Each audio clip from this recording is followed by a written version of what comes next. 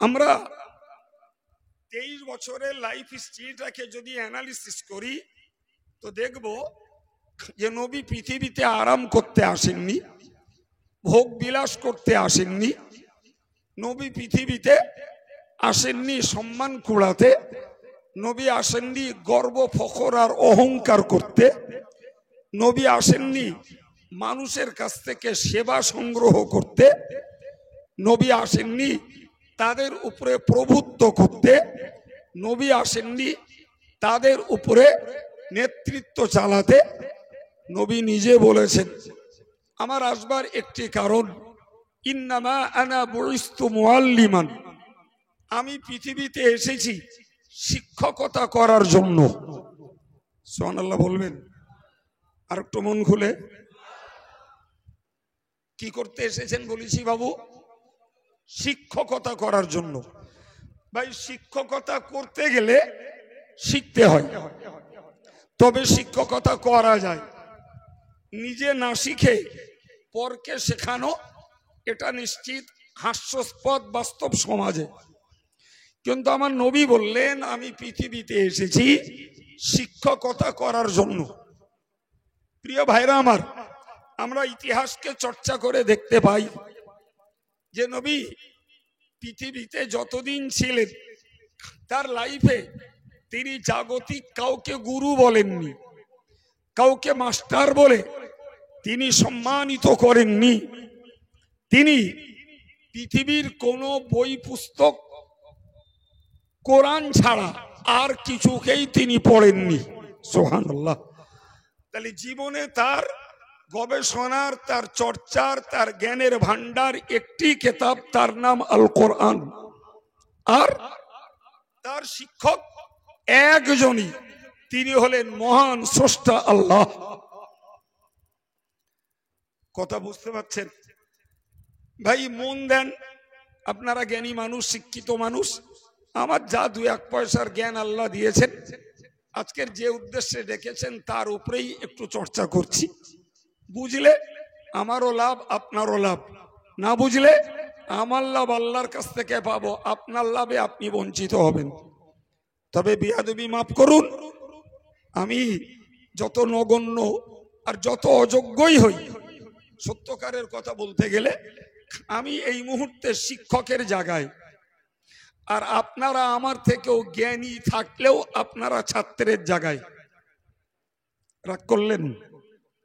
কথা বলে, আমার কথা শুনে রাগ হলো? যে তাহলে আমি শিক্ষক, আমার দায়িত্ব আমার ছাত্রদের কিছু শেখানোর চেষ্টা, আর ছাত্রদের আগ্রহ থাকুক, আমরা কিছু শিখব। এই দুইয়ের সমন্বয়ে আমার চিন্তা চেতনা, মেহনত করা, আর আপনাদের মূল্যবান সময় ব্যয় করে রাতের ঘুমকে ত্যাগ করে বসে থাকার সার্থকতা হবে। ইচ্ছা করলে হাউমাউ করে অনেক কিছু বকে দিতে পারা যায়, কিন্তু আমি অযোগ্য বাবু, আমার দ্বারা ওই রকমটা হয় না। আমি চেষ্টা করি সমাজের মানুষকে কিছু গঠনমূলক কথা বলার জন্য। তবে কারুর র্যাডারে ধরে, কারুর র্যাডারে ধরে না। যা র্যাডারে ধরে না সে বলে দূর কি বললো ঘোড়ার ডিম, কিচ্ছু বুঝলুম না।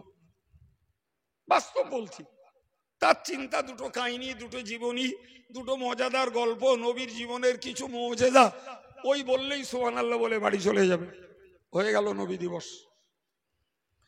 প্রিয় ভাইয়েরা, প্রিয় যুবকেরা, আমি আপনাকে বোঝাতে চাইছি তাহলে নবী কারুর কাছে বই নিয়ে পড়তে বসেননি, আর কাউকে তিনি অ্যাজ এ টিচার, শিক্ষক হিসাবে কাউকে তিনি সম্মান জানাননি। অথচ তিনি বলছেন যে আমি পৃথিবীতে এসেছি শিক্ষকতা করার জন্য। রহস্য কি? কোরআন বলছে ওমা কুনতা তাতলু মিন ক্বাবলিহি মিন কিতাব ওয়ালা তাখুতুহু বিয়ামিনিক ইযাল লারতাবাল মুবতিলুন। খোদা আল্লাহ বলছেন ওমা কুনতা তাতলু মিন ক্বাবলিহি মিন কিতাব, ওগো নবী কোরআন নাজিলের পূর্বে তুমি কোনো বই পুস্তক পড়োনি। খোদা আল্লাহর কথা। আর কি, তোমার ডান হাত দ্বারা তুমি লিখতেও জানতে না। তার মানে নবী পড়ালেখা না জানা একজন মানুষ। কথা ক্লিয়ার? এখন প্রশ্ন হলো, ভাই জাগতিক নিয়মে আমাদের কাছে লেখাপড়া না জানাটা দোষ, এটা মূর্খতা, একটা দোষ। কিন্তু জানেন, আমার নবীর জন্য লেখাপড়া শেখাটা ছিল দোষ। কথা ভালো করে গেঁথে নেন, লাভ পাবেন, মজা পাবেন। আমাদের জন্য লেখাপড়া না শেখাটা দোষ, আর নবীর জন্য লেখাপড়া শেখাটা ছিল দোষ। যদি বলেন এ কেন?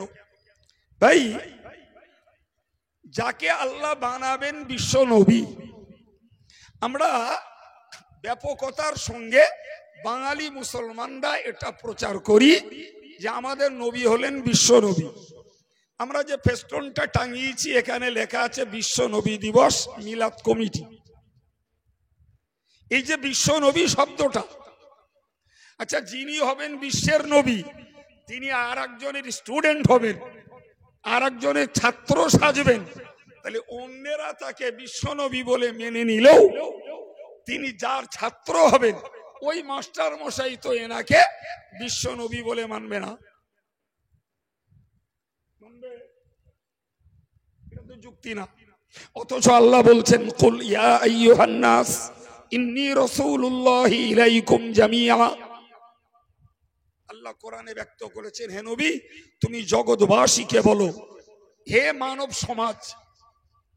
রসুল বলেননি হে ধনীর দল, রসুল বলেননি হে গরিবের দল, রসুল বলেননি হে আমেরিকার মানুষ, রসুল বলেননি হে ফ্রান্সের মানুষ, রসুল বলেননি হে ভারতবাসী। এক কথায় বলেছেন হে মানব জাতি। তাহলে সর্বকালের, সর্বযুগের, সর্বধর্মের, সর্বগুণের, সর্বরঙের, সর্বযোগ্যতার মানুষকে আমার নবী সম্বোধন করে বললেন, ইন্নী রাসূলুল্লাহি ইলাইকুম জামিআ। আমি যখন থেকে প্রেরিত হয়েছি তখন থেকে কিয়ামত পর্যন্ত সকল মানুষের নবী। আর একটু জোরে বলেন। এই আয়াত থেকে প্রমাণিত হচ্ছে নবী বিশ্ব মানব জাতির নবী। ঠিক না ভুল? জানাকে আল্লাহ বিশ্ব নবী বানাবেন আর তিনি কাউকে গুরু বলবেন, এটা যুক্তির বাইরে বাপ। ঠিক না ভুল? এই জন্যই আল্লাহ পাক আমার নবীকে কারো ছাত্র বানাননি, আর দুনিয়ার কোনো বই পুস্তক নবীকে পড়তেও দেননি। তাহলে বোঝা গেল কি, একটা ছোট্ট বাক্য মনে রাখুন, আমার নবী হলেন নিরক্ষর মহাপণ্ডিত। যে সারা পৃথিবীর শ্রেষ্ঠতম মহাজ্ঞানী তিনি। কারণ তার একটাই, ভাই মানুষ শেখে মানুষের কাছে। মানুষ শেখে মাদ্রাসায় পড়ুক আর স্কুলে পড়ুক, কলেজ ইউনিভার্সিটি যেখানে পড়ুক, মানুষ শেখে মানুষের কাছে। তাহলে যিনি শেখাচ্ছেন তিনি মানুষ, যিনি শিখছেন তিনি মানুষ, আর মাঝখানে যে বইটার উপরে শিক্ষাটা চলছে সে বইটাও একটা মানুষের লেখা। তাহলে তিন মানুষের সমন্বয়ে আমাদের জ্ঞান। যিনি শিক্ষক তিনি মানুষ, তারও ভুল হতে পারে।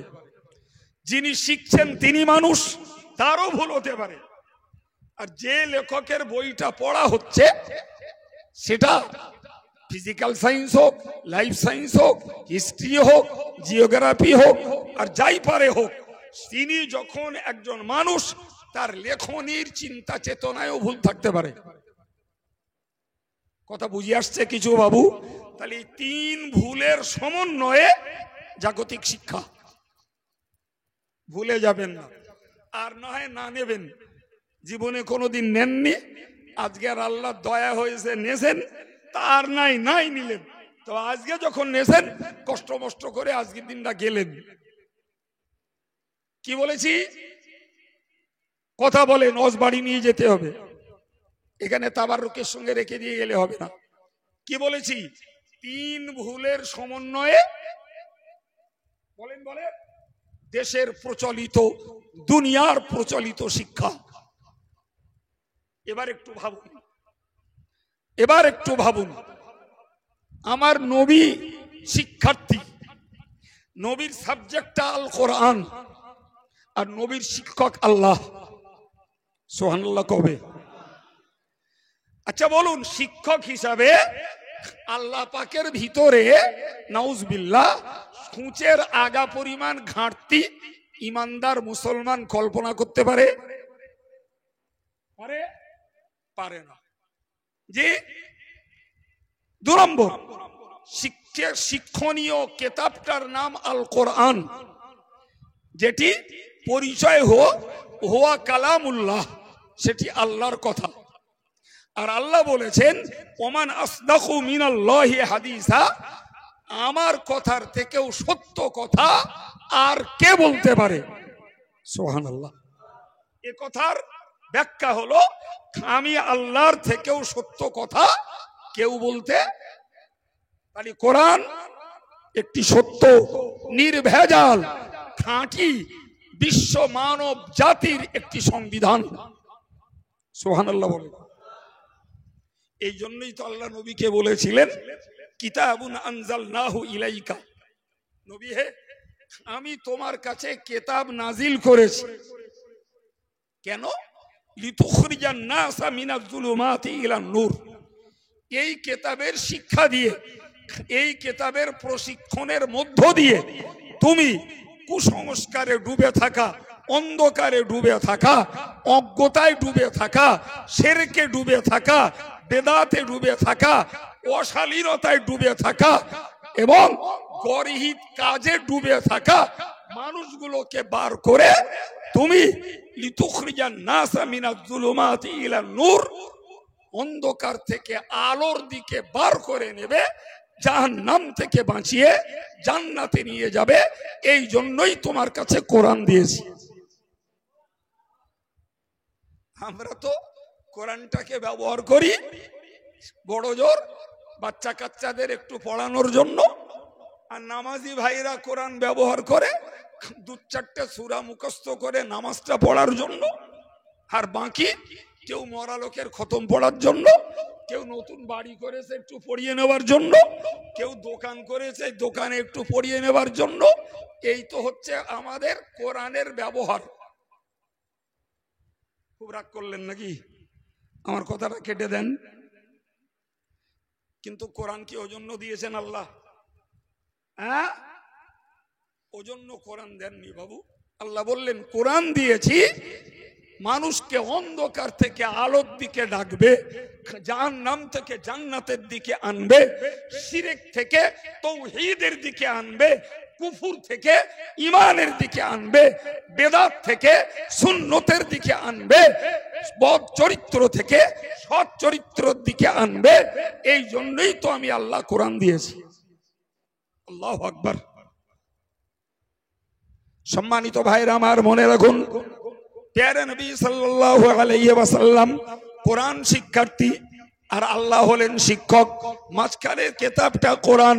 তাহলে যে কোরআনে একটা সন্দেহের অবকাশ নাই, যেটা চ্যালেঞ্জ করে আমার আল্লাহ বলেই দিয়েছেন যালিকাল কিতাব লা রাইবা ফি, এই সেই কিতাব, এতে বিন্দু পরিমাণ সন্দেহ নাই।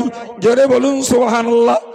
ভাইরে আমার, ওই সেই নবী যে নবীকে আল্লাহ সৃষ্টি করেছেন সারা পৃথিবীর ব্যতিক্রম ধর্মী একটি মানুষ হিসাবে।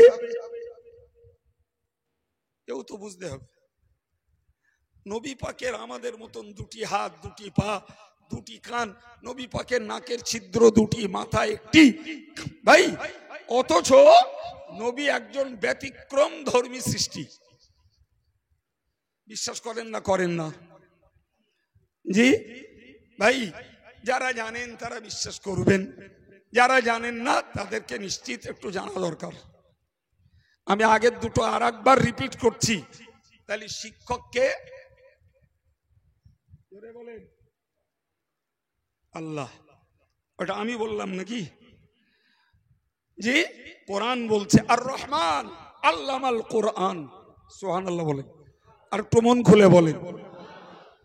জানেন একটা সময়ে মক্কার কাফেরদেরকে বলা হয়েছিল উসজুদু লির-রহমান, তোমরা রহমানকে সিজদা করো, রহমানের কাছে মাথা নত করো। ক্বালু ওমার রহমান, তো তারা গর্জে উঠে বলল রহমান আবার কে? কথা বুঝে আসছে? আমার আল্লাহ ওদের এই বাতুল কথার জবাবে বললেন আর রহমান আল্লামাল কোরআন, রহমান তিনি যিনি কোরআন শিক্ষা দিয়েছেন। আর একটু মহব্বত করে বলেন। তাহলে এই আয়াত থেকে সুস্পষ্ট প্রমাণ হচ্ছে কোরআনের শিক্ষক কে? আল্লাহ। জি, মাঝখানে মিডিয়া হলেন জিবরিল আমিন। কে মিডিয়া? কোরআনটাকে আল্লাহর কাছ থেকে এনেছেন কে? জিবরিল আমিন। দিয়েছেন কার কাছে? আমার নবীর কাছে। ভাই তাহলে শিক্ষক আল্লাহ, মাধ্যম জিবরিল আমিন, আর বিষয় আল কোরআন, শিক্ষার্থী আমার রাসূলুল্লাহ। আপনাকে একটা ছোট্ট তথ্য বলি।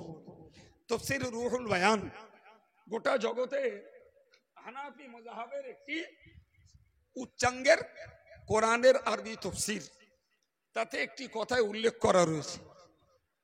কথাটা বোঝেন। আল্লাহ পাক জিবরিল আমিনকে কোরআন দিয়েছেন। তো জিবরিল আমিন যখন কোরআন নিয়ে রাসূলের কাছে আসছেন, তো জিবরিল আমিনের পিছে লাগলো ইবলিস, শয়তান। শয়তানের বক্তব্য যে জিবরিল কোরআনটা আমার কাছে দাও, আমি মুহাম্মাদের কাছে পৌঁছে দিচ্ছি। এ বাবা, কথা বোঝা গেল? কোরআন কে পৌঁছে দেবে? শয়তান। আচ্ছা, আমাদের দেশে ঘরে বেয়াদবির মাপ চাইছি, এই কথাটা ওখানে লাগাবেন না, আমি বোঝানোর জন্য বলছি। ভাই আমাদের দেশে ঘরে একটা কথা প্রচলিত আছে, রাক্ষসের কাছে ছাগল পোষানি। এই কথাটা কানে আসে না আমাদের? আচ্ছা, রাক্ষসের কাছে ছাগল পোষানি দিলি, সে ছাগল আর পাওয়া যায়? কোরআন আল্লাহর কালাম, যার ঘোর শত্রু ইবলিস, আল্লাহ দিয়েছেন জিবরিল কাছে আমার নবীর কাছে পাঠিয়ে দেওয়ার জন্য। আর ইবলিস বলছে যে আমার কাছে দাও, আমি মুহাম্মাদের কাছে পৌঁছে দিচ্ছি। জিবরিল বললেন এটি আমার কাছে আল্লাহর দেওয়া আমানত। সুবহানাল্লাহ বলেন। আর আল্লাহর হুকুম হলো ইন্নাল্লাহা ইয়া'মুরুকুম আন তুআদ্দুল আমানাতি ইলা আহলিহা, আমানাতের পাওনাদার যে তার কাছে পৌঁছাও, অন্যের কাছে নয়। অতএব আমি আল্লাহর দেয়া এই কোরআন আমি তোমার কাছে দিতে পারি না। ইবলিস যখন বারবার পেড়াপিড়ি করছিল, তাফসীর কারকেরা লিখেছেন লাহু সিত্তু মিয়াতি জানাহ, জিবরাইলকে আল্লাহ দিয়েছিলেন 600 ডানা। সুবহানাল্লাহ বলেন। কটা ডানা? 600 ডানা। এর একটা ডানা দিয়ে ইবলিসকে একটা আঘাত করেছিলেন। এক আঘাতে ইবলিস জমিন ভেদ করে 7 তবক জমিনের নিচে চলে যায়। আমি কি বোঝাতে চাইছি?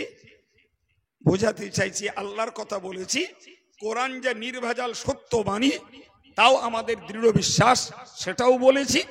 মাঝখানে জিবরাইলের কথাটা এই জন্যই বললাম যে জিবরাইলের কাছে কোরআন দিয়েছেন, সেটা কম বেশি ক্ষয় ক্ষতি পরিবর্তন কিছু হতে পারে কিনা তারই একটা রেকর্ড আপনাদেরকে শোনালাম।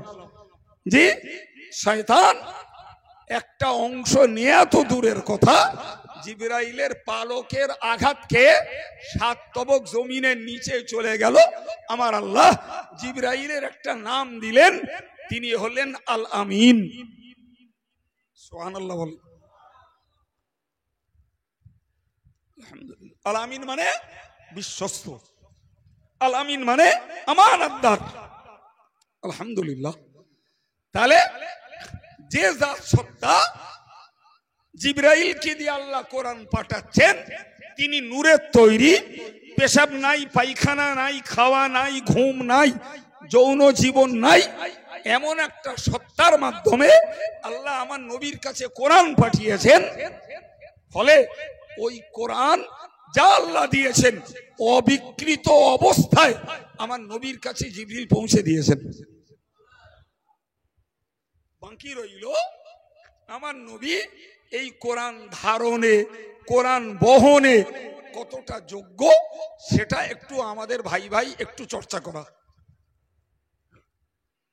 সম্মানিত ভাইরা আমার, মনে রাখুন, আমার প্যারে নবী সাল্লাল্লাহু আলাইহি ওয়াসাল্লাম তিনি দুনিয়ার সাধারণ নিয়ম অনুযায়ী আব্বার ঔরস আর মায়ের গর্ভ থেকেই ধরা পৃষ্ঠে এসেছেন, এ ব্যাপারটাই কোনো সন্দেহ নাই। কিন্তু নবীর পূর্বপুরুষদের কথাগুলোকে আমরা যখন চর্চা করি তখন দেখতে পাই হযরত আদম আলাইহিস সালাম থেকে শুরু করে আমার নবীর পিতা আব্দুল্লাহ পর্যন্ত একটা নূর স্থানান্তরিত হতে হতে হতে হতে সেই নূর আব্দুল্লাহর থেকে মা আমিনার গর্ভস্থ হয়েছে, আর সেই নূরের প্রকাশ ঘটেছে নবী মুহাম্মাদের প্রকাশের ভিতর দিয়ে। এ থেকে বুঝতে পারা যায় নবী পাকের সৃষ্টির মূল উপাদানে আল্লাহ রেখেছিলেন নূর। আমি যদি শুধু এই নূরের উপরে কথা বলি, যা একটু অর্ধেক জানি, তাতে আমার পারাগতার সময়টা শেষ হয়ে যাবে। আপনারা এইটুকুই বিশ্বাস রাখুন, আমাদের সৃষ্টির সাধারণ প্রক্রিয়া আব্বার ঔরসে আর মায়ের গর্ভ থেকে আমরা সৃষ্ট হয়েছি।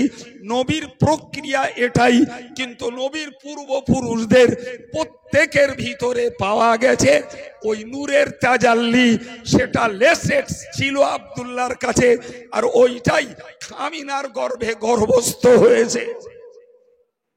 শোনেন একটা কথা বলি, একটা রোমাঞ্চকর ইতিহাস বুঝুন। রাসূলুল্লাহর আব্বা আব্দুল মুত্তালিব তথা রসুলের দাদার সঙ্গে ব্যবসা করতে যাচ্ছিলেন মক্কা ছেড়ে মদিনার পথে। তো প্রতিমধ্যে রফিকা নামী একটি মেয়ে, সুন্দরী সুস্থরী ভরা টলটলে যুবতী, আব্বা আগে আর নবীর আব্বা আব্দুল্লাহ পিছে। এই মেয়েটা সম্পূর্ণ লজ্জা শরমের বাঁধন হারিয়ে আব্দুল্লাহর কাছে এসে বলল, হে আব্দুল্লাহ, তোমার কপালে যে নূর চমকাচ্ছে, আমি ওই নূরকে সম্মান করছি। সুবহানাল্লাহ হবে না? তিনি তো তখন একজন পূর্ণ যুবক।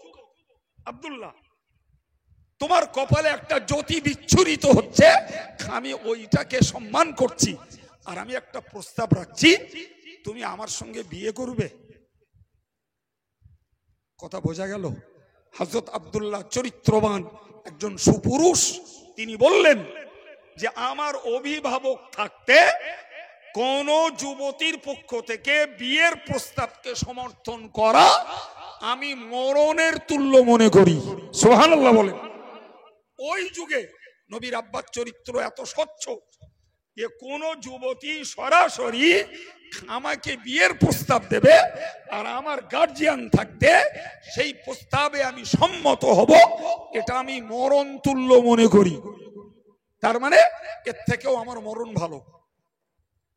রফিকা দেখলো যে আমার দাবিতে এই ছেলের অন্তর গলানো সম্ভব নয়, আল্লাহর হুকুম। ওই সফরেই আমার নবীর আম্মা আমিনার সঙ্গে হযরত আব্দুল্লাহর বিবাহ সম্পন্ন হল। সুবহানাল্লাহ। ব্যবসার কাজ কাম সেরে সেই পথ দিয়েই আব্দুল্লাহ ফিরছেন। ফিরতে ওই মেয়েটার সঙ্গে আবার সাক্ষাৎ। নবীর আব্বা আব্দুল্লাহ রফিকায় বলেছিলেন, ও রফিকা, আমি যখন সফরে যাচ্ছিলাম তখন তুমি প্রস্তাব রেখেছিলে আমাকে বিয়ে করার জন্য। আজকের আমি তোমাকে পাল্টা প্রস্তাব দিচ্ছি, ওগো রফিকা, তুমি কি আমি তোমার সঙ্গে বিয়ে করব, তুমি কি আমাতে রাজি আছো?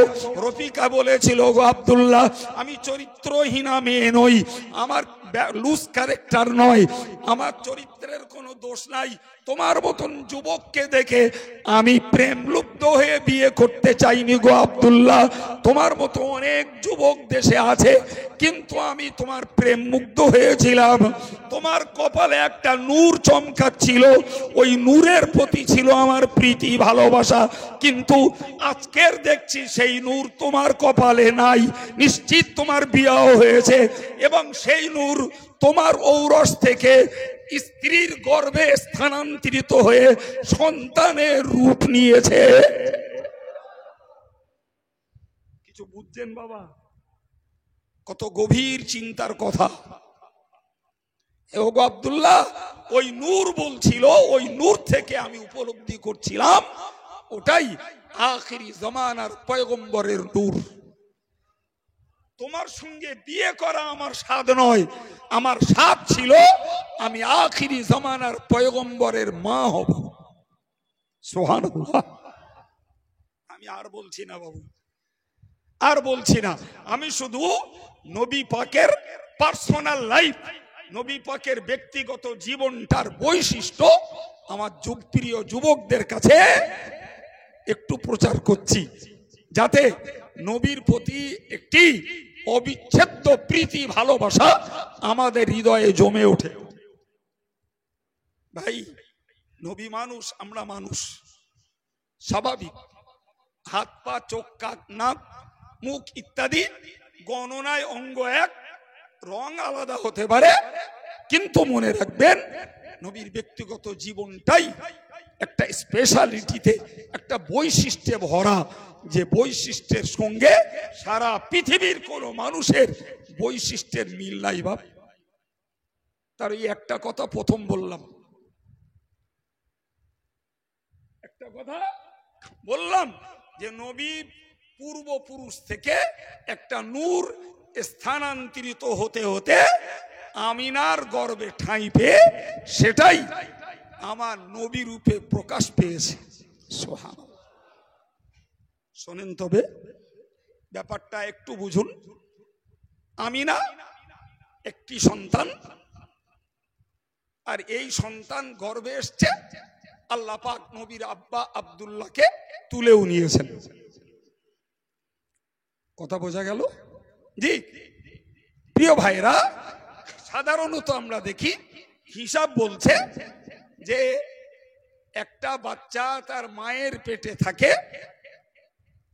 280 দিন।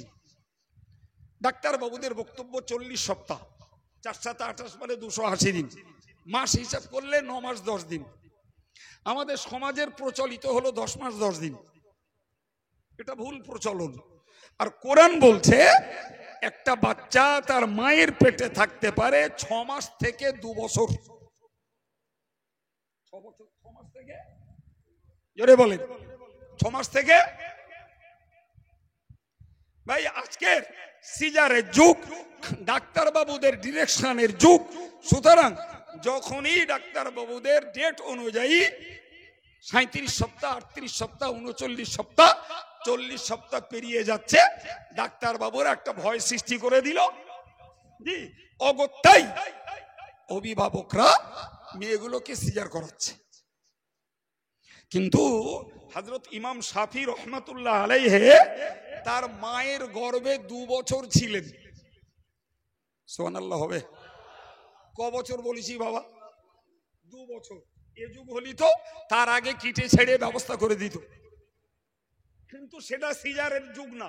তিনি 2 বছর তার সন্তানকে গর্ভে ধারণ করে রেখেছেন এবং যথারীতি তার চলাফেরা, কাজ কাম সবকিছুই নরমালে চালিয়ে গেছেন।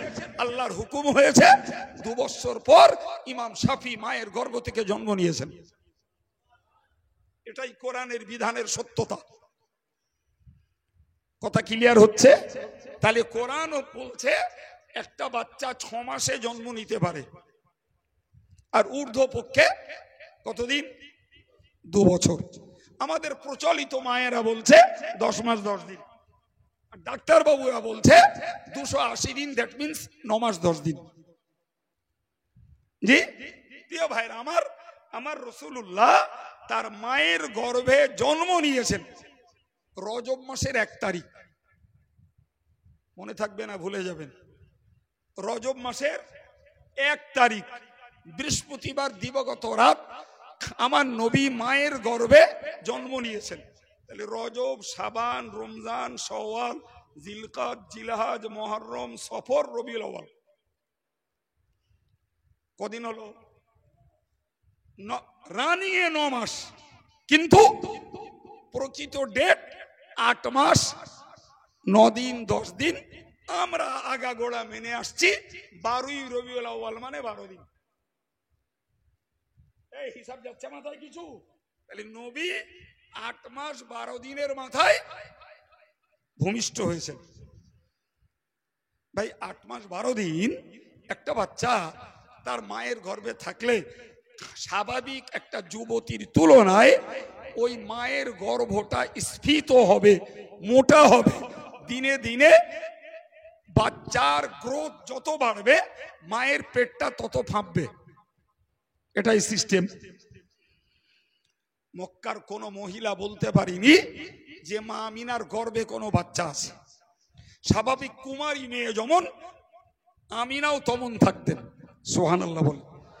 মা আমিনা বলেন, আমি এই প্রিয় আমার বেটা মোহাম্মদকে গর্ভে রেখেছি, কিন্তু আমি কোনোদিন আন্দাজ করিনি আমার কোনো অরুচি, আমার দেহের কোনো অস্বস্তি, আমার দেহের কোনো দুর্বলতা, আমার ঘুমের কোনো ঘাটতি কিছুই না। এবার আমার পেটটাও কিছু মোটাও হয়নি। প্রিয় ভাইরা আমার, খুব ভালো করে মনে রাখুন, মক্কার মহিলা যারা আমিনার ঘনিষ্ঠ তারাও কোনোদিন ভাবিনি যে আব্দুল্লাহর ঔরসের একটা সন্তান আমিনার গর্ভে অবস্থান করছে, সময় হলে সেটার প্রসব হবে, এমন কোন প্রস্তুতিও তাদের মাঝে ছিল না। আমাদের মায়ের গর্ভে আমরা ছিলাম, শুনে দেখেন দিন, আমাদের মায়ের গর্ভে থাকাকালীন মায়ের অরুচি, দুর্বলতা, মায়ের দেহের অস্বস্তি, দিনে দিনে পেটটা ফেপে যাওয়া, জি, যত দিন যায় তত জানটা হাইফাই করা, এ জাতীয় কষ্টগুলো একটা মাকে পেতে হয় না? হয় না? নবীর জন্য স্পেশালিটি। আমি বোঝাচ্ছি, তিনি ছাত্র, তিনি স্টুডেন্ট, তিনি শিক্ষার্থী, তার স্পেশালিটির বুঝুন, তবে মানুষ অন্ধের মতন মেনে নেবে যে হযরত মুহাম্মদ সাল্লাল্লাহু আলাইহি ওয়াসাল্লাম is the super student of the world. সারা পৃথিবীর সর্বমহান ছাত্র এবং সুপারম্যান অফ দ্য ওয়ার্ল্ড, সারা পৃথিবীর সর্বশ্রেষ্ঠ ব্যক্তিত্বই মুহাম্মদ। যিনি তাকে মানেন সে সৌভাগ্যবান, যে মানে না সে দুর্ভাগ্যবান। তো যারা মানে না, আমার বিশ্বাস এরা নবীকে নিয়ে চর্চা করে না, নবীর স্পেশালিটি বৈশিষ্ট্য নিয়ে ভাবে না। জি, ক্যারেক্টার হযরত মুহাম্মদ সাল্লাল্লাহু আলাইহি সাল্লাম, নবীর চরিত্রকে নিয়ে কোনোদিন কল্পনা করে না, যার জন্য এরা অজ্ঞতার কারণে আমার নবীর দুশমন হয়। বুঝতে পারেন? যে যারে চেনে না তার শত্রু হয়, এটাই সিস্টেম। আরবিতে একটা কথাই আছে, আন-নাসু আদাউল লিমা জাহিলু, মানুষ যেটা জানে না তার দুশমন। যে আব্দুল কাইয়ুমের নামে আপনি কত কথা শুনতে পেয়ে থাকতে পারেন, আব্দুল কাইয়ুমের নামে কত বদনাম কেউ করতে পারে। আরে কোন মানুষের সত্যতা যাচাই করতে গেলে তার কাছে যেতে হবে, তার সঙ্গে কথা বলতে হবে, তার জ্ঞানের গভীরতা বুঝতে হবে, তার ব্যবহারটাকে বুঝতে হবে, তার মেহমানদারিটা বুঝতে হবে, তবে একটা মানুষ ভালো না মন্দ একটা মন্তব্য করা যাবে। আমার দেশের মানুষদের বড় দোষ, এরা কাছে যাবে না, দূর থেকে পরের গায়ে ঝাল খাবে, আর যে যা বলবে চাটনির মতন বিশ্বাস করে চড়া কড়া 5টা মন্তব্য করে দিল। হে বাবু, এরম বদভ্যাস আমাদের সমাজে আছে না নাই? কথা বলেন না কেন? সত্যিটা স্বীকার হন। জি ভাইরা আমার, আমি আপনাকে বোঝাতে চেয়েছি কি, আমার নবী সম্পর্কে যদি বিশ্বের জ্ঞানী, বুদ্ধিজীবী, শিক্ষিত, গবেষক, চিন্তাশীল এবং নেতা, মন্ত্রী, সমাজপতি, দলপতি, এরা যদি আমার নবীকে চিনত, জানত, মানুক আর না মানুক, অন্তত শত্রুতা করতো না। কথা বুঝে আসছে ভাবছি? জি, চলুন ফিরে আমি বোঝাচ্ছি। তাহলে আমার নবী মা আমিনার ব্যাপারে, আমার নবী যখন তার গর্ভে ছিলেন, আমি বুঝিয়েছি তিনি একজন স্বাভাবিক কুমারী মেয়ের মতো। স্বাভাবিক কুমারী মেয়ের মতো মানে অবিবাহিতা একটা মেয়ে। আমিনা নিজেও জানেন না যে তার গর্ভের সন্তানের কোনো সিমটম আর তার ডেলিভারির কোনো পূর্ব লক্ষণ তার কিছুই জানা ছিল না। সম্মানিত ভাইরা আমার, হযরত আম্মা জান আমিনা তিনি মাঝে মধ্যে ঘুমের ঘরে স্বপ্ন দেখতেন, কখনো স্বপ্ন দেখতেন ও আমিনা তোমার গর্ভে ঠাঁই পেয়েছে আখিরি জমানার পয়গম্বর। কখনো স্বপ্নে দেখতেন তোমার গর্ভে ঠাঁই নিয়েছে আল্লাহ পাকের শ্রেষ্ঠ নিয়ামত। কখনো স্বপ্ন দেখতেন ও আমিনা তোমার গর্ভে ঠাঁই নিয়েছেন মানব জাতির কান্ডারি। এরকম বিভিন্ন স্বপ্ন আমিনা দেখতেন। আর ওই স্বপ্নগুলো কেবলমাত্র নিজের শ্বশুর রাসূলুল্লাহ দাদা আব্দুল মুত্তালিবকেই বলতেন, আর কাউকে বলতেন না, শুধু আব্দুল মুত্তালিবকেই বলতেন। এবার বুঝুন, যে রাত্রিতে রাসূলুল্লাহ জন্ম নেবেন, রোববার দিবাগত রাত, আমরা যাকে বলি সোমবার ভোর, আমিনা ওদিনও ঘুমাচ্ছিলেন, ঘরটা অন্ধকারাচ্ছন্ন। এত দরিদ্র তিনি, তার ঘরে প্রদীপ জ্বালানোর মতো চেরাগের তেলটুকু ছিল না। তিনি অন্ধকার ঘরেই শুয়েছেন। রাতে স্বপ্ন দেখছেন, কে যেন বলছে আমিনা তুমি এখনো ঘুমাচ্ছ, এই মুহূর্তে তোমার গর্ভ থেকে আল্লাহ পাকের রক্ষিত সম্পদ বিকাশ ঘটবে, প্রকাশ পাবে, তুমি এখনো ঘুমাচ্ছ। ঘুম ভেঙে গেল। ঘুম ভাঙতেই আম্মা জান আমিনা দেখলেন গোটা ঘরটা আলোয় আলোকিত। ভাই স্বাভাবিক, আলোর ঘরে আলো জেলে ঘুমালে যদি অন্ধকার অবস্থায় ঘুম ভাঙে একটু ভয় লাগে, গা ছপছপ করে। কি বলছে সবার, আমারও আপনারও। আলো জেলে শুইছি, ঘুমিয়ে উঠে দেখছি অন্ধকার, ইলেকট্রিক অফ হতে পারে, তাও একটু গা ছপছপ করে। অথবা যেটা ইলেকট্রিকের যুগ নয়, ঘরে কোনো প্রদীপ ছিল না, সেই ঘরে আলো জ্বলছে, যতই আলো একটা সাহস, আলো একটা নির্ভরতা, আলো একটা ভরসা, তারপরেও আমিনার ভয় লাগবে। লাগবে না? লাগবে না? এই ভয় বুঝতে পারলেন কারা? প্রমিলা কণ্ঠে, মেয়েলি গলায় একজন বলল, ও আমিনা তুমি ভয় পেও না, ও আমিনা তুমি ভয় পেও না, আমাদের পরিচয় গ্রহণ করো। আমি হলাম ফেরাউনের স্ত্রী আসিয়া। আর একজন বললেন, আমি হলাম ঈসা নবীর মা মরিয়ম। আমাদের অন্য সঙ্গী যারা, এরা হলেন জান্নাতের হুরের দল। তোমার গর্ভ থেকে আল্লাহ পাকের শ্রেষ্ঠ সৃষ্টি ভূমিষ্ঠ হবে, তারই নার্সিং করার জন্য, তার সেবা দেওয়ার জন্য আল্লাহ পাক আমাদেরকে পাঠিয়েছেন। এ ঘরের জ্যোতি তাদেরই আগমনের জ্যোতি। আমিনার আর কিচ্ছু বলার নাই, নীরব নিস্তব্ধ। আমি আপনাদেরকে সমীক্ষা করতে বলছি বাবু, সত্যি কথা, আমাদের মতন বয়স্ক মানুষগুলো যারা আমার ভাইরা আছে, একটু মনে করে দেখুন, আমরা যখন জন্মেছিলাম আমাদের ঘরে তখন টেমিয়ার হারকেন জ্বলতো। এই সত্যি না মিথ্যে? আর আতুর ঘর এরকম কাপড় দিয়ে ঢেকে ওর মধ্যে হারকেন জ্বালিয়ে রাখতো। কোথায় ইলেকট্রিক? জি। আর আমার নবী ভূমিষ্ঠ হচ্ছেন হারিকেন নয়, ডিম লাইট নয়, ল্যাম্প নয়, ইলেকট্রিক লাইট নয়, আল্লাহর পক্ষ থেকে জান্নাতি রমণীরা এসেছেন, তাদের থেকে আলো বিচ্ছুরিত হয়ে ঘরটা উজ্জ্বল হয়েছে। এটা পৃথিবীর সব মানুষের জন্য সমান? বলেন বলেন। তাহলে ব্যক্তি হিসাবে এটা আমার নবীর স্পেশালিটি। আমি না চুপচাপ শুয়ে, কিছুক্ষণ পরেই তিনি যেটা দেখেছেন সেটার বর্ণনা দিয়েছেন। জগৎ বিখ্যাত ঐতিহাসিক মুহাদ্দিস আল্লামা জারকানি লিখছেন আমিনার বর্ণনা, খারাজা মিন্নি নূরুন আদা বিহি কুসুরুশ শাম। হযরত আম্মা জান আমিনা বলছেন, আমি জাগ্রত অবস্থায় স্বপ্নের মধ্যে থেকে ঘুম ভেঙেছে, জাগ্রত অবস্থায় দেখতে পেলাম আমার গর্ভ থেকে বেরিয়েছে একটা আলোর ছটা, একটা আলোর দলা। ওই আলোর এত জ্যোতি, আমার কুঁড়ে ঘরে শুয়ে আমি সিরিয়ার বড় বড় রাজপ্রাসাদ গুলো দেখতে পেয়েছি।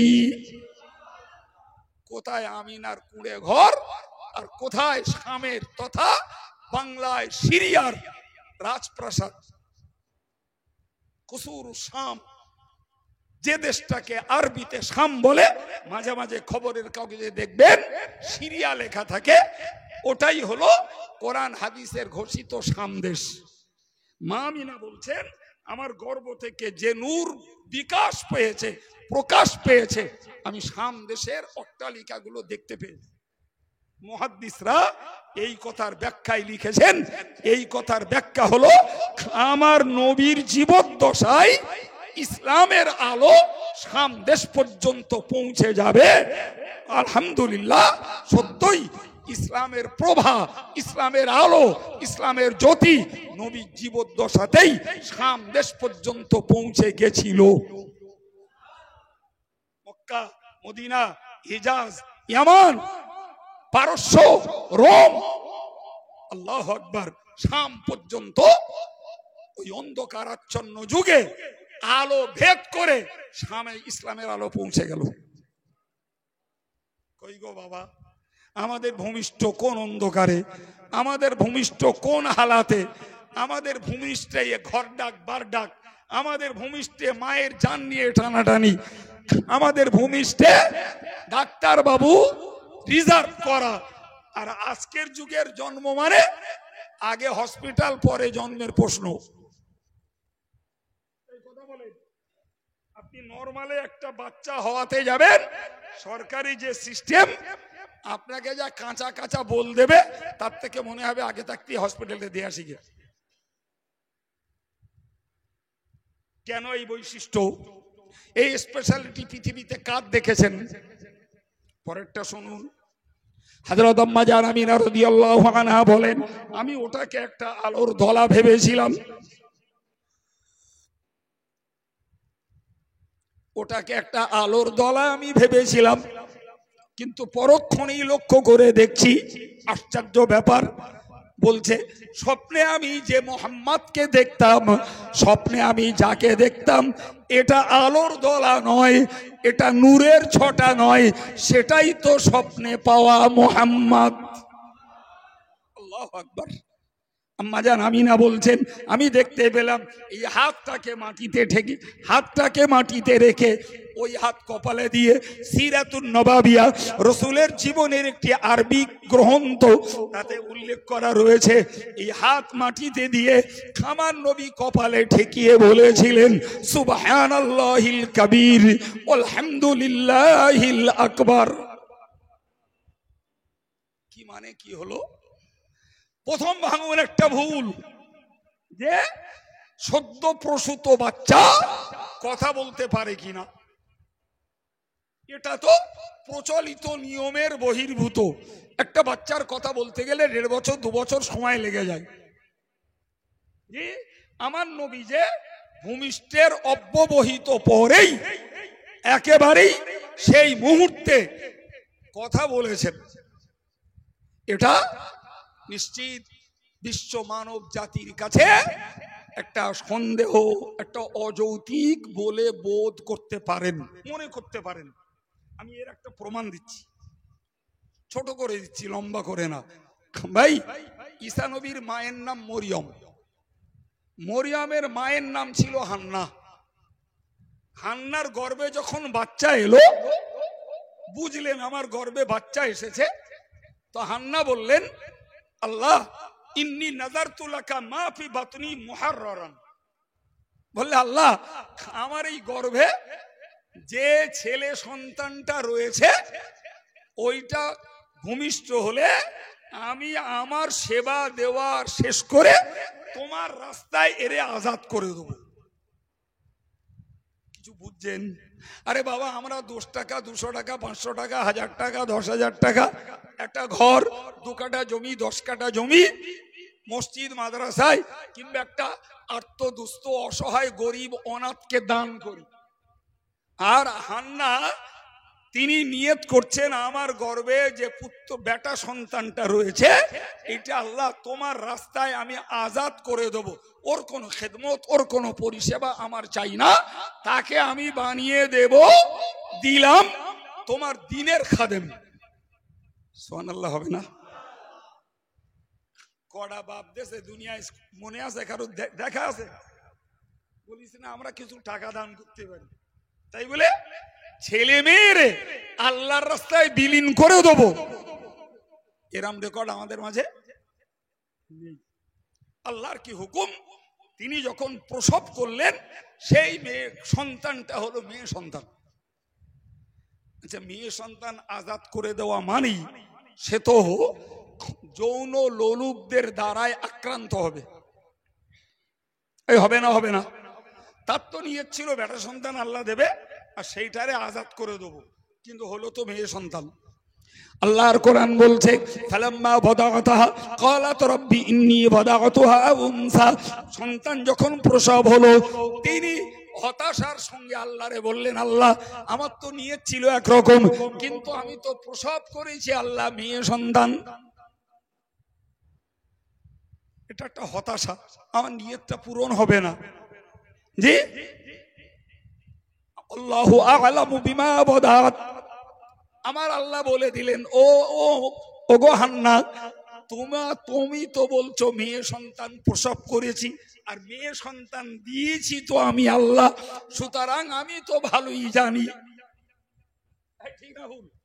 ও সন্তান দেশে কেডা আল্লাহ জানে না, কিন্তু হান্নার আবেগ চাপতে পারলেন না, হতাশায় বলে দিলেন যে আল্লাহ আমি তো একটা মেয়ে সন্তান প্রসব করেছি।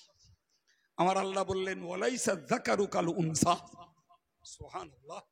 আল্লাহ বললেন এ হান্না তোমাকে এমন একটা মেয়ে দিয়েছি এই মেয়ের মতো অনেক পুরুষ নয়।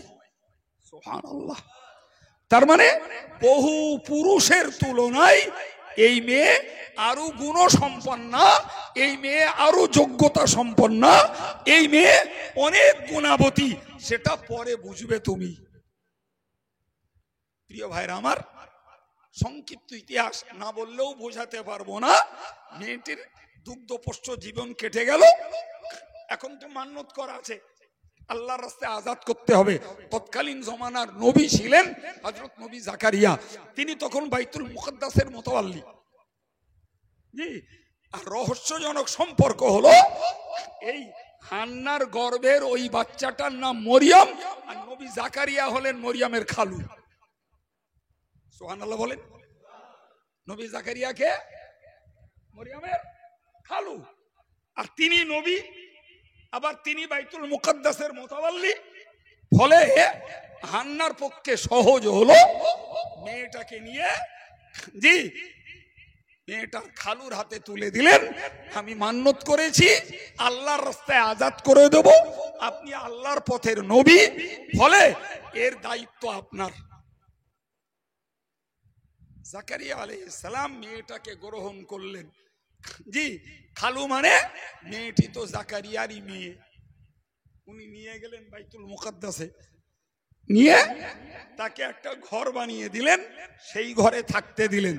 ইনি সময়ে যান, ঘরের দরজা খোলেন, মরিয়ম বার হয়, বাইতুল মুকদ্দাসের ঝাড় ঝুট সেবা পরিচ্ছন্নতা সব কিছু করে দেন।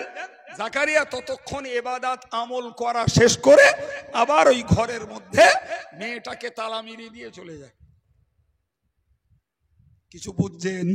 চলতে চলতে মেয়ে এখন পূর্ণ যুবতী, পূর্ণ যুবতী। হযরত জাকারিয়া একদিন আচমকা যে ঘর খুলেছেন, খুলে দেখছেন বদ্ধ ঘর, কয়েকটা তার দরওয়াজা, তার ভিতরে একদম বেমৌসুমি তাজা তাজা ফল। মানে ওই ফল তখন দেশে ঘরে সমাজে আগানে বাগানে জঙ্গলে কোথাও নাই রে বাবা, সেই ফল হযরত মরিয়ম নিয়ে বসে আছেন। জাকারিয়া ঢুকি চমকে উঠলেন, চমকে উঠলেন। ওনার মন প্রাণটা আঁতকে উঠলো। উনি বললেন খালা ইয়া মারিয়াম আন্না লাকি হাযা, বলে ও মারিয়াম এ কোথায় পেয়েছো, এ ফল কোথায় পেলে? প্রশ্নের ভিতরে জিজ্ঞাসা চিহ্ন লুকিয়ে ছিল, যেমন তেমন সন্দেহ ছিল। নিশ্চয়ই কোনো কেউ এসেছে তোমাকে দিয়ে গেছে, কিন্তু ঘরে তালা মারা, জাকারিয়ার চক্ষু চড়ক গাছ, এর ভিতরে কেমনে ঢুকলো মানুষ? তাই কৌতূহল বশত জিজ্ঞাসা করলেন ইয়া মারিয়ামু আন্না লাকি হাযা। মরিয়ম বুঝে ফেললেন আমার খালুর মনে সন্দেহ হয়েছে, কোন মানুষ বোধহয় এর মধ্যে ঢুকেছে। তিনি দ্ব্যর্থহীন ভাষায় বললেন ক্বালাত, তিনি পরিষ্কার বলে বললেন হুয়া মিন ইনদিল্লাহ। ও খালুজি, ও গো আল্লাহর নবী, আপনার সন্দেহের কিছু নাই, নির্ভয়ে জেনে রাখুন এটা আল্লাহর পক্ষ থেকেই এসেছে। এই বদ্ধ ঘরে মানুষ আসেনি, ফেরেশতা আসার জন্য দরজা লাগে না, জানালা লাগে না, কিছুই লাগে না। মরিয়ম বুঝিয়ে দিলেন আল্লাহর পক্ষ থেকে জিবরিল আমিন এ ফল আমার কাছে দিয়ে গেছে। আর আল্লাহর নীতি হলো ইন্নাল্লাহা ইয়ারযুকু মান ইয়াশাউ বিগাইরি হিসাব, আল্লাহ যাকে ইচ্ছা করেন বেহিসাব রুজি দান করেন। জাকারিয়ার বুঝতে বাকি রইল না, এই বদ্ধ ঘরে বসে বসে মরিয়ম আল্লাহর ইবাদত করে, জিকির করে, ফিকির করে, তাসবিহ পড়ে, তেলাওয়াত করে তিনি আল্লাহর আবেদা ওলিয়া আল্লাহ পাকের প্রিয়া বান্দিতে পরিণত হয়েছে। এই বদ্ধ ঘরে এই খাবার, এটা হলো মরিয়মের কারামত। এটা মরিয়মের কি কারামত, এটা তার বুজুর্গি, এটা তার সম্মানের প্রতীক। এই সেই মরিয়ম, এই সেই মরিয়ম। ভাই আল্লাহ পাক তার কাছে একটা মানুষ রূপী লোক পাঠিয়ে দিলেন, তিনি ফেরেশতা, যে বললেন হে মরিয়ম তোমার বাচ্চা হবে। কি হবে? তোমার বাচ্চা হবে। মরিয়ম চমকে উঠলেন, কি সর্বনাশ! জি, লাম ইয়ামসাসনি বাশার ওয়ালা মাকু বাগিয়া, আমাকে কোনো মানুষ স্পর্শ করেনি, আর আমি ব্যভিচারী নই, কেমনে আমার বাচ্চা হবে? ওই মানবরূপী ফেরেশতা বললেন ক্বালা কাযালিক ওয়া আলাইয়া হাইয়িন। আল্লাহ বললেন এইভাবেই হবে, আমি আল্লাহর কাছে এটা সহজ। সুবহানাল্লাহ। মরিয়ম বাইতুল মুকাদ্দাস থেকে বেরিয়ে গেলেন মরুভূমির এক খেজুর গাছ তলায়। জি, আল্লাহ বলে দিলেন হুজ্জি ইলাইকি বিজিজিন নাখলা তুসাকিত আলাইকি রুতাবান জানিয়া, খেজুর গাছ তলায় বসো, পাতা ধরে টানো, খেজুর পড়বে, ওই খেজুর তুমি ভক্ষণ করো। মরিয়ম এখন বাইতুল মুকাদ্দাস ছেড়ে, সংক্ষেপ করে বলছি, মরুভূমির খেজুর গাছ তলায়। জি সম্মানিত ভাইরা আমার, ওইখানেই মরিয়ম গর্ভবতী হলেন, ওইখানেই মরিয়মের বাচ্চা প্রসব হয়ে গেল। একটু জোরে বলা যাবে না সুবহানাল্লাহ? ভাই আমার, কৌতূহলী জনতা ছুটে যে মরিয়মকে ঘিরে ধরলো। ব্যাপার কি মরিয়ম? ঘটনা কি? কে তোমার সঙ্গে এই অপকর্ম করেছে? নাউজুবিল্লাহ। আমার আল্লাহ মরিয়মের কাছে বার্তা পাঠিয়ে দিলেন, খবরদার তুমি একটি কথা বলবে না, তুমি বরং ওদেরকে বুঝিয়ে দিও আমি আল্লাহর জন্য রোজা রেখেছি, কথা না বলার রোজা।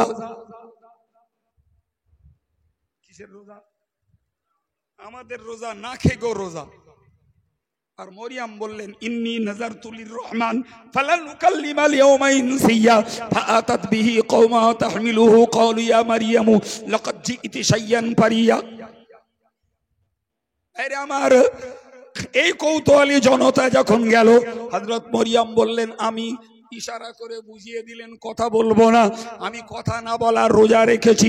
সংক্ষেপ কথায় ওরা তো আরো অট্টহাস্য উপহাস, ওদের সন্দেহের তীর আরো বেড়ে গেল।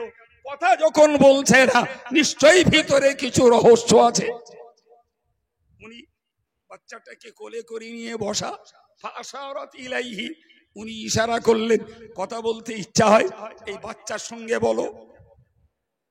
কার সঙ্গে? এই তো সদ্য হলো। ওরা বলল কাইফা নুকাল্লিমু মান কানা ফিল মাহদি সাবিয়া, কেমনে কথা বলবো যে বাচ্চাটি এই সবে মাত্র জন্ম নিয়েছে, এর সঙ্গে কেমনে কথা বলবো? বাস এদের কথা বলাও শেষ, বাচ্চা একদম স্টেট কাট বলতে শুরু করলো। কালা ইন্নী আবদুল্লাহ আতানিয়াল কিতাবা ওয়া জাআলানি নাবিয়্যা ওয়া জাআলানি মুবারাকান আইনামা কুনতু ওয়া আওসানি বিস সালাতি ওয়াজ যাকাতি মা দুমতু হাইয়া ওয়া বাররাম বিওয়ালিদাতি ওয়া লাম ইয়াজআলনি জাব্বারান শাকিয়্যা ওয়া সালামুন আলাইয়া ইয়াওমা উলিদা ওয়া ইয়াওমা আমুতু ওয়া ইয়াওমা উবআসু হাইয়া। কি বললো? প্রথম বলল ইন্নী আব্দুল্লাহ, আমি আল্লাহর বান্দা। এই কে বলছে? কোলের ওই নবজাতক শিশু, আমি আল্লাহর বান্দা। আতানিয়াল কিতাব, আল্লাহ আমাকে ইনজিল কিতাব দিয়েছে। ওয়া জাআলানি নাবিয়্যা, আল্লাহ আমাকে নবী বানিয়েছে। এবং আল্লাহ আমাকে বরকতওয়ালা বানিয়েছেন, আমি যেখানে যাব সেখানে বরকত হবে। সুবহানাল্লাহ। আরো ও আওসানি বিস সালাতি ওয়াজ যাকাতি মা দুমতু হাইয়া, আমি যতকাল বাঁচব নামাজ আর যাকাত আদায়ের ভিতর দিয়ে আল্লাহ আমাকে হেফাজত করবেন। আর কি বললেন? ওবাররাম বিওয়ালিদাতি, তোমরা সন্দেহ করছো আমার মায়ের দিকে, তোমরা ব্যভিচারের তীর নিক্ষেপ করছো। আমি বলছি শোনো, আমি বলছি শোনো, আমার ওয়ালামি জালনি জব্বার, আমার মা সতী সাধী পবিত্র চরিত্রের মহিলা, আমার মা কোনো ব্যভিচারী কেউ নয়। ওবাররাম বিওয়ালিদাতি, আমার মা পূর্ণ সতী, পূর্ণ চরিত্রবতী, তার চরিত্রে কোনো দাগ নাই।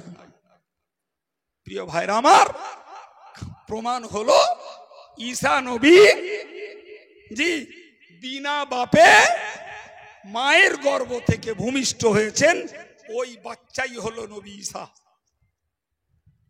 ওই বাচ্চাকে জোরে বলে, আমার নবীর আগে ঈসা নবী পৃথিবীতে এসেছেন। তাহলে ঈসা নবী যখন মায়ের কোলে সদ্য প্রসূত বাচ্চা কথা বলেছেন, ফিরে চলুন, আমি দুম করে এই কথাগুলো কেন বললাম। মা আমিনা বলেছিলেন, মনে আছে, যে আমার গর্ভ থেকে বেরিয়েছে একটা আলোর দলা, পরে দেখেছি ওটাই আমার স্বপ্নে পাওয়া মুহাম্মদ। তার থেকে সেই হাত মাটিতে দিয়ে কপালে ঠেকিয়ে বলেছিল সুবহানাল্লাহিল কাবীর আলহামদুলিল্লাহিল। এই ওয়াজ বোঝা গেছে বাপ, কেন এই কথাগুলো বার্তা বললাম? জি, তাহলে আমার নবীর 600 বছর পূর্বে ঈসা নবীর জন্ম হয়েছে, তখন তিনি মায়ের কোলে সদ্য প্রসূত বাচ্চা কথা বলেছে। এ কথা বিশ্বের খ্রিস্টীয় জাতি, খ্রিস্টান সমাজ তারা অকপটে মেনে নেয়। এখন যদি তুমি মনে করো যে আমার নবী ঈসা যদি মায়ের কোলে সদ্য প্রসূত বাচ্চা কথা বলতে পারে, তাহলে বিশ্ব উম্মতে মুসলিমার নবী মুহাম্মদুর রাসূলুল্লাহ সাল্লাল্লাহু আলাইহি ওয়াসাল্লামের ভূমিষ্ঠ হওয়ার পরপরই তার কথা বলাটাও অবিশ্বাসের কোন জায়গা। আমাদের ডিউটি বুঝুন ভাই। নবী কি বললেন? হাত মাটিতে রেখে ওই হাত কপালে ঠেকিয়ে বললেন সুবহানাল্লাহিল কাবীর, ওই আল্লাহর জাত পবিত্র যে আল্লাহ মহান। আল্লাহু আকবার। দ্বিতীয় বললেন আলহামদুলিল্লাহিল আকবার, ওই আল্লাহর সমস্ত প্রশংসা যে আল্লাহ সর্বশ্রেষ্ঠ সর্বমহান। তার মানে আমার নবী পৃথিবীতে এসে বুঝিয়ে দিলেন যে মানব জাতির প্রথম কাজ হলো আল্লাহর নামের তসবিহ পাঠ করা। প্রথম কাজ হলো আল্লাহর নামের প্রশংসা করে আলহামদুলিল্লাহ বলা। মানব জাতির ডিউটি হলো তুমি আল্লাহর বড়াইত্ব বর্ণনা করে তাকবীর ধ্বনি তথা আল্লাহু আকবার বলা। তসবিহ বলা হয় সুবহানাল্লাহ বলা, তাহমিদ বলা হয় আলহামদুলিল্লাহ বলা, তাকবীর বলা হয় আল্লাহু আকবার বলা, আমার নবী ছোট্ট ওই দুটো বাক্যে কার গুণ গাইলেন? আল্লাহর পবিত্রতা, প্রশংসা কার করলেন? আল্লাহর। এবং মহানত্ব, শ্রেষ্ঠত্ব, বড়াইত্ব কার বর্ণনা করলেন? আল্লাহর। বিশ্বের ইতিহাসে প্রমাণ হলো হযরত মুহাম্মদ সাল্লাল্লাহু আলাইহি ওয়াসাল্লাম পৃথিবীতে এসেছেন আল্লাহর গুণ গাইতে, আল্লাহর প্রশংসা করতে, আল্লাহর শ্রেষ্ঠত্ব, আল্লাহর মহানত্ব বিশ্ব জুড়ে বর্ণনা করার জন্যই। সুবহানাল্লাহ। সৌভাগ্যবান আমরা বাবু, জি, সেই নবীর রেখে যাওয়া দিন আমরা পেয়েছি, সেই ঈমান আমরা গ্রহণ করেছি। অনেক মানুষ সেই ঈমানি আখলাকের উপরে আমরা দাঁড়িয়ে আছি। আমি গুটি কতক এই উদাহরণ, এখনো গাদা কথা আমার সাধ্যের বাইরে, জি, সময়ের বাইরে, আমি এই নবী সম্পর্কে পার্সোনাল কিছু কথা আপনাদের শুনিয়ে একটা বিশ্বাসকে দৃঢ় করতে বলছি যে আমার নবীর জন্ম, নবীর বৈশিষ্ট্য, মায়ের গর্ভে থাকা সেটাও আলাদা বৈশিষ্ট্যের, নবীর ভূমিষ্ঠ হওয়া সেটাও আলাদা বৈশিষ্ট্যের, নবীর উপাদান সেটাও আলাদা বৈশিষ্ট্যের, নবীর পৃথিবীতে আসবার পরে জি একেবারেই শুরুতে কথা বলা, আল্লাহর তসবিহ পড়া, আল্লাহর গুণগান গাইতে আলহামদুলিল্লাহ পড়া, আল্লাহর শ্রেষ্ঠত্ব বর্ণনা করতে আল্লাহু আকবার বলা, এগুলি সারা পৃথিবীর কোটি কোটি মানুষ ছাড়া আমার নবীরটা সম্পূর্ণ ভিন্ন, সম্পূর্ণ আলাদা। এবং নবীর জন্য এটি বৈশিষ্ট্যমূলক। এতেই বুঝতে পারা যায় যে দুনিয়ার আর মানুষগুলোর মধ্যে খুঁত খাত ভুল ভাল এগুলির সম্ভাবনা রয়েছে, কিন্তু আমার নবী আল্লাহ পাকের পূর্ণ প্রোটেক্টেড ম্যান, আল্লাহর পক্ষ থেকে পরিপূর্ণ সুরক্ষিত। ফলে তার ভিতরে এই ভুল আর সন্দেহের অবকাশ ছিল না। সর্বোপরি তাকে বিশেষ বিশেষ গুণ দিয়ে আল্লাহ বানিয়েছেন, যে গুণগুলি দুনিয়ার কোনো আলাদা মানুষ, কোন ঐতিহাসিক, ভৌগোলিক, বৈজ্ঞানিক, কোন রাষ্ট্রনেতা, জি, অন্য কোন নবুয়ত প্রাপ্তির যোগ্য ব্যক্তি কারুর জন্য ওই গুণ আল্লাহ দেননি। আমি কি বলতে যে এই পর্যন্ত এসেছি, চলুন ফিরে যাই। আমি আপনাকে বোঝাচ্ছিলাম যে নবী লেখাপড়া শেখেননি, অথচ তিনি এসেছেন পৃথিবীতে শিক্ষকতা করার জন্য। মনে আছে বাপ? বলেছিলাম তিনি না শিখে শেখাতে এসেছেন বললেন। ভাই এবার বুঝতে হবে তিনি না শিখে কেমনে শিখলেন। আমি সেই সূত্র আপনাকে বুঝিয়েছি। তাকে শিখিয়েছেন আল্লাহ। শিক্ষণীয় বিষয়টা আল কোরআন, আর শিক্ষার্থী হলেন তিনি, মিডিয়া হলেন জিবরিল আমিন। আমি আল্লাহ স্রষ্টা, তাকে বুঝিয়েছি যে আমি বুঝিয়েছি কোরআন আল্লাহর কালাম, নিখুঁত সত্য বাণী। আমি বুঝিয়েছি জিবরাইল আল্লাহর কাছে বিশ্বস্ত, আর ছাত্র হিসাবে রাসূলুল্লাহ একটা অসাধারণ গুণসম্পন্ন নিখুঁত মানুষ, যার মতো নিখুঁত মানুষ পৃথিবীতে আল্লাহর দ্বিতীয় আর একজনকে সৃষ্টি বলেন করেননি। রূপ সৌন্দর্য গুণে ভাই, আমি যদি রসুলের হাত, পা, চোখ, কান, জিহ্বা, মাথা এগুলোর বৈশিষ্ট্য বলি, এগুলো বলতে আবার আলাদা ঘন্টা 2 সময় যাবে। জি, আমি তো ধারে বাড়ে আর যেতে পারবো না। আজকে যে পর্যন্ত বুঝিয়েছি, এই বুঝের আমার মৌলিক গঠনমূলক শিক্ষা হলো, জি, আমি আপনাকে বুঝিয়েছি ব্যক্তি হিসাবে নবী নিখুঁত, যে বিধান হিসাবে আল কোরআন একটি নির্ভুল কিতাব। কথা বোঝা যায়নি? আমার নবী ইন্তেকালের পূর্বে বলে গেলেন, তারাকতু ফীকুম আমরাইন, আমি তোমাদের কাছে রেখে গেলাম দুটো বিষয়, লান তাদিল্লু মা তামাসসাকতুম বিহিমা, এই দুটিকে তোমরা যতদিন আঁকড়ে ধরে থাকবে, আমি আল্লাহ নবী বলছি, পৃথিবীর কোন শক্তি তোমাদের বিভ্রান্ত পথভ্রষ্ট করতে পারবে না। সুবহানাল্লাহ। নবী বললেন রেখে গেলাম কিতাব আল্লাহ, আল্লাহর অক্ষত অবিকৃত কালজয়ী কালাম কোরআন শরীফ। আর রেখে গেলাম অসুন্নাতা রসুলিহি, আমি মুহাম্মাদুর রাসূলুল্লাহ, আমার চাল চলন, আমার ওঠা বসা, আমার খাওয়া পেওয়া, আমার আচার ব্যবহার, আমার রাজনীতি, আমার সমাজনীতি, আমার লেনদেন, আমার ব্যবসা নীতি, আমার পারিবারিক নীতি, আমার শিক্ষা নীতি, আমার ধর্মনীতি সব রেখে দিয়ে গেলাম।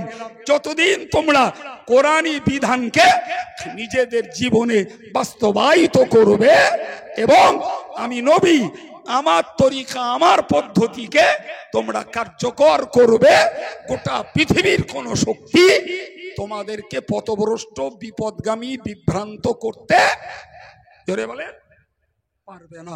শুকরিয়া আল্লাহর দরবারে আমার যে সমস্ত মুরব্বীরা, আমার সমবয়স্ক ভাইরা, আমার বয়োকনিষ্ঠ প্রিয় যুবকেরা, যারা কোরআন সুন্নাহ মোতাবেক নিজেদের জীবনটাকে গড়ছেন আর সেটাকে আমলি জিন্দেগিতে কাজে লাগিয়ে রেখেছেন, দোয়া করি আল্লাহ পাক আমাদের ধর্ম জীবনে উন্নতি দেন এবং অসামাজিক পাপাচার থেকে আমার জাতি, আমার সমাজ, আমার যুব সম্প্রদায় এবং আমার পর্দানসীনা মায়েদেরকে আল্লাহ হেফাজত করেন। তাহলে এই নবী দিবস আমাদের সকলের জন্য সার্থক হবে। আল্লাহ কবুল করুন, বলুন আমিন। আসুন প্রিয় নবীর প্রতি সালাম ইয়া নবী।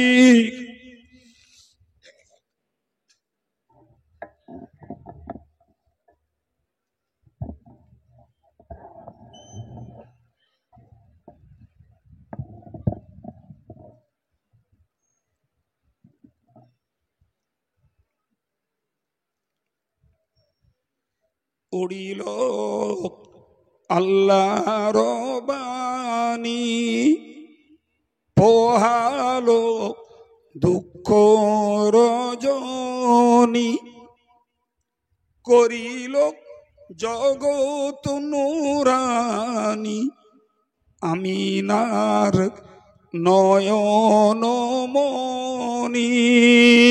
ইয়া নবী সালামুন আলাইকা।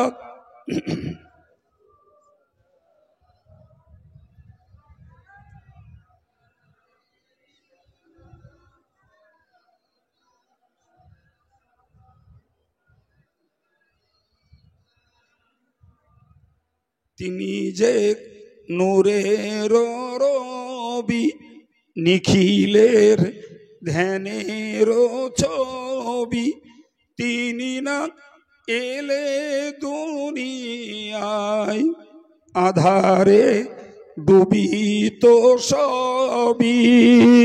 ইয়া নবী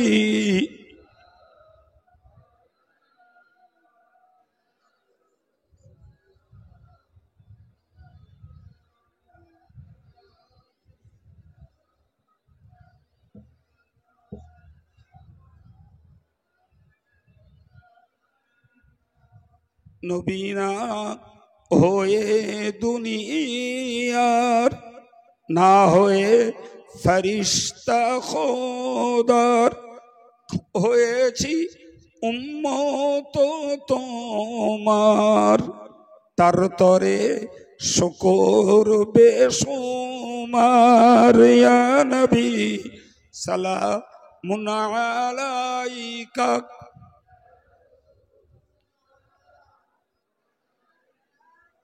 ইয়া হাবিব সালামুন আলাইকা, সালাওয়াতুল্লাহি আলাইকা। ইয়া রাব্বি সাল্লি ওয়া সাল্লিম।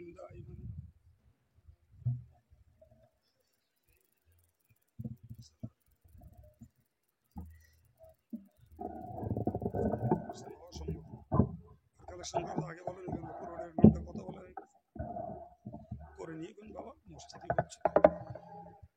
بلغ العلا بكماله، كشف الدجى بجماله، حسنت جميع خصاله، صلوا عليه وآله. اللهم صل على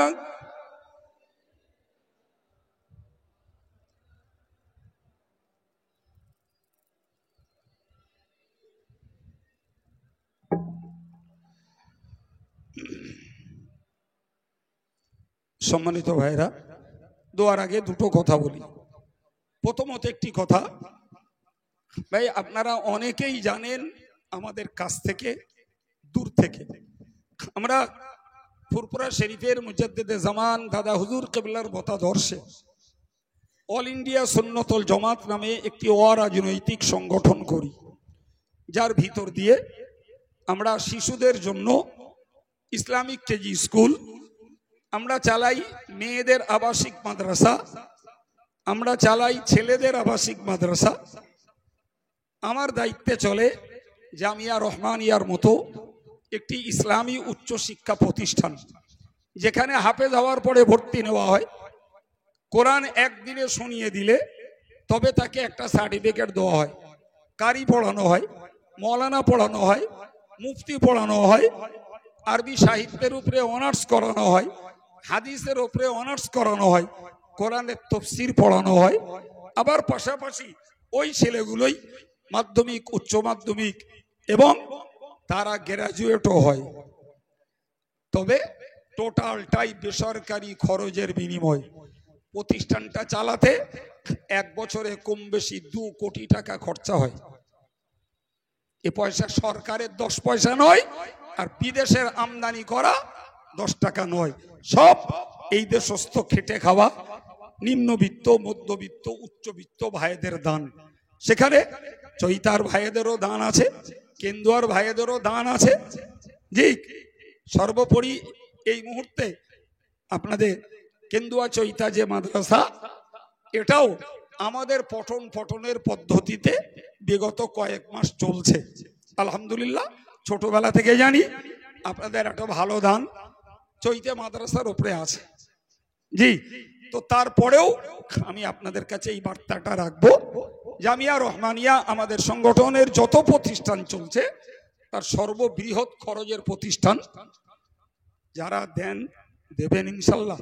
যদি পারেন জামিয়ার একটা বাৎসরিক সদস্য হবেন, এইটুকু আপনাদের কাছে আজকের দিনে আমার দাবি। পারলে একটা সদস্য ভাইয়ের কাছে হবেন। আমরা অনলাইন সিস্টেম চালু করেছি, এজেন্ট হলে কিচ্ছু করতে হবে না, এখানে সদস্য হবে, এখানে পয়সা মারবে, জামিয়ার অ্যাকাউন্টে ঢুকে যাবে। সেই সাথে অনুরোধ করব, আজকে দীর্ঘ 26 বছর ধরে চলছে বঙ্গনুর পত্রিকা, এটাকে পারলে পড়বেন।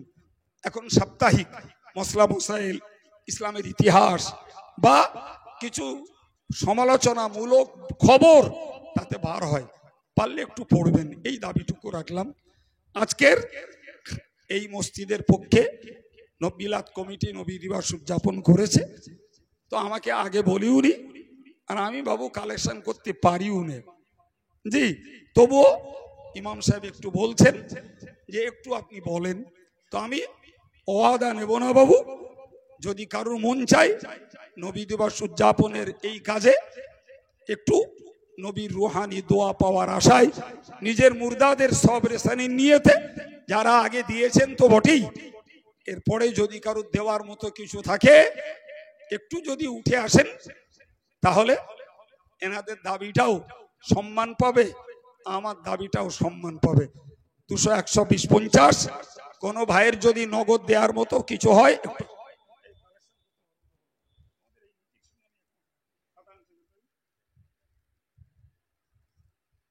আমি 2 কথার লোক না, 1 কথার লোক।